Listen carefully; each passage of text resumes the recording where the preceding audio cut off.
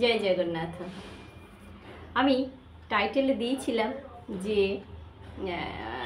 শ্রীধাম জগন্নাথ ধামের বাবা জগন্নাথ কেন আলু খায় না, আলু খান না। আমরা যে আলুটা খাই সেটা গোল আলু আর মিষ্টি আলু, দুটো আলু আছে। যে আলুটা আমরা খাই সে আলুটা কিন্তু বাবা খান না কেন, সেটাই বলবো আজকে 22শে আষাঢ়, গতকাল রথ চলে গেল।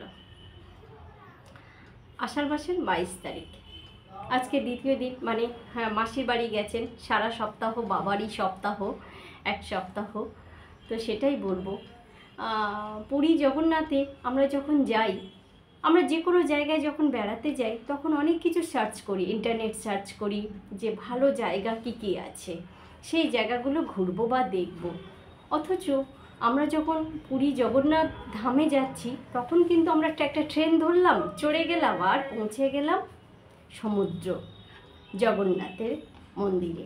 সেখানে কিন্তু আমরা সার্চ করি না সেই মন্দিরে কি আছে, মন্দিরে জানার কি কি আছে।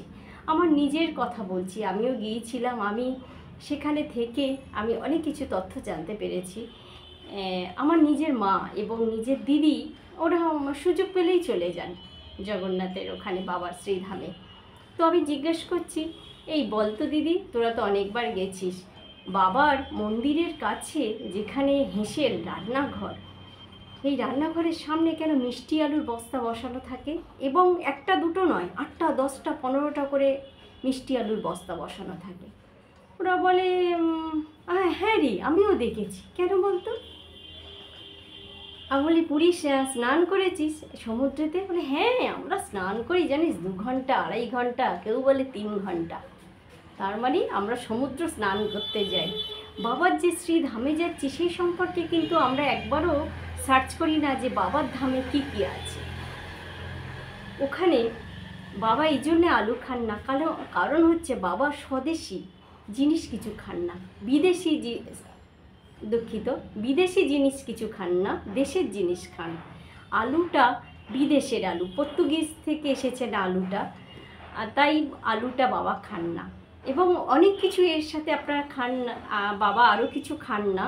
যদি আপনারা জানতে চান, এই ব্লগটা যদি ভালো লাগে তাহলে কমেন্ট করে যেতে পারেন, আমি নেক্সট ভিডিওতে আবার জানাবো। এই জন্য উনি খান না, কারণ গোল আলু যেটা খাই আমাদের, এটা পর্তুগিজের। আর যে মিষ্টি আলুটা বাবার ওখানে রন্ধন হয় সেই আলুটা কিন্তু আমাদের ভারতবর্ষের আলু। তো আমাদের আলু বলে, দেশের আলু বলে উনি বিদেশের জিনিস কিছু খান না। আমরা তো এখন বিদেশের দিকে, মানে শপিং বলুন, খাবার বলুন, ফাস্টফুড বলুন, একটা আইসক্রিম বেরোক, সেটা বিদেশ কি বের করছে, বিদেশ কি লিপস্টিক বের করছে, কি নেল পলিশ বের করছে, কি ফাউন্ডেশন বের করছে, তার দিকে আমরা দৌড়ে যাচ্ছি। কিন্তু বাবার জায়গা কিন্তু ছাড়েননি। বাবা কিন্তু এই আলু খান না, মিষ্টি আলু খান। এটাই বলার ছিল।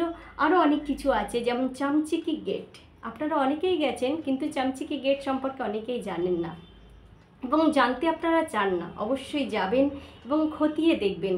এরকম অনেক কিছু জিনিস আছে।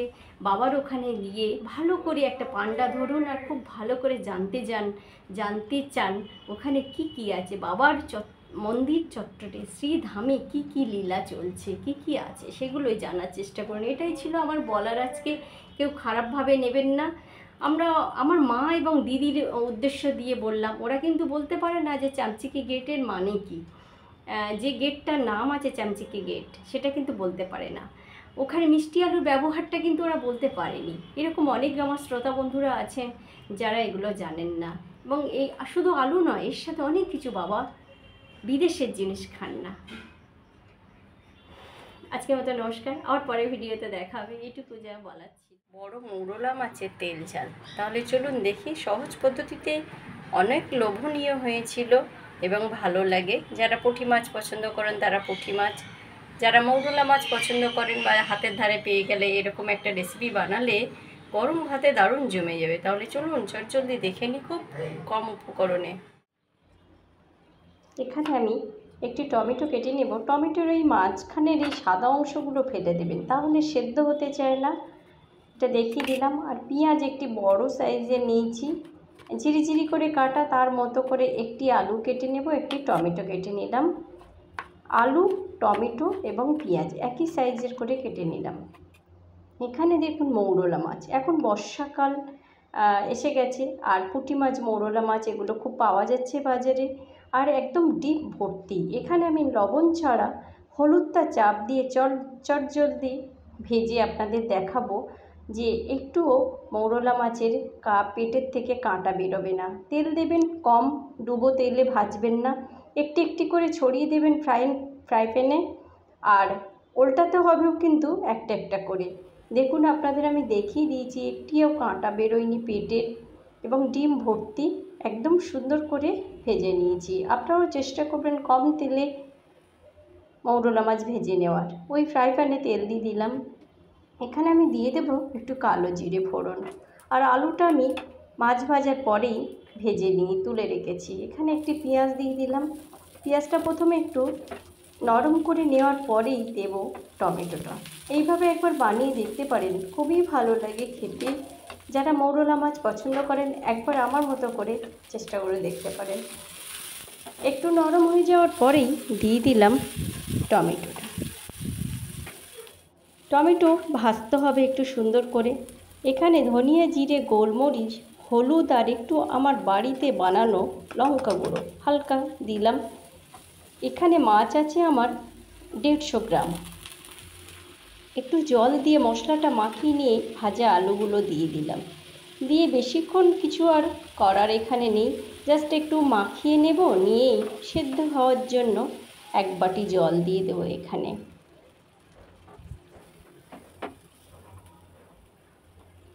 আর মাছটা দেব, জলটা ফুটে গেলেই আমি ভাজা আলু, মাছটা দিয়ে দেব, কয়েকটি কাঁচা লঙ্কা, আপনাদের হাতের কাছে যদি ধনিয়া পাতা থাকে আপনারা অবশ্যই দিতে পারেন।